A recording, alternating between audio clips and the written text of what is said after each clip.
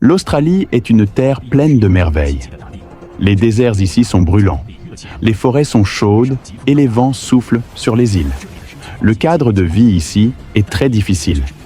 Mais il y a un animal qui domine chaque centimètre carré de terre ici, c'est le serpent.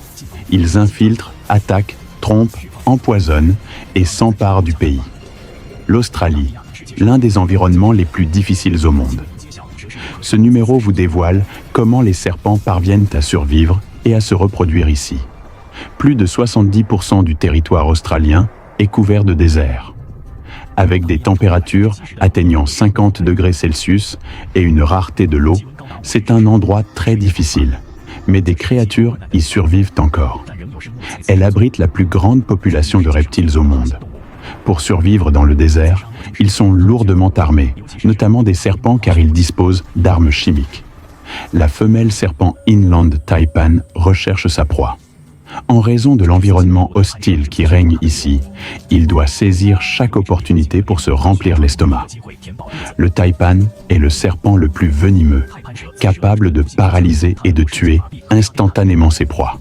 Mais il doit d'abord s'attacher à la cible avant de pouvoir attaquer. Sa langue peut détecter ses proies avec beaucoup de précision. Voici son repas, la souris des plaines. Suivi des serpents taipan à l'aide de signaux chimiques émis par des souris. Son corps mince saisit facilement la souris.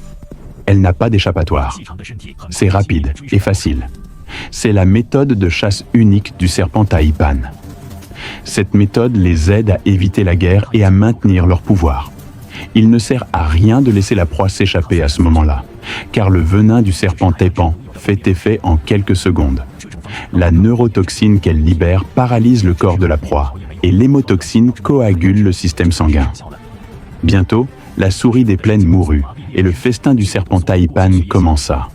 Leurs mâchoires très flexibles permettent d'avaler leur proie en une seule bouchée. Avaler la tête de la souris en premier l'aide à glisser facilement en suivant la direction de la fourrure de la souris.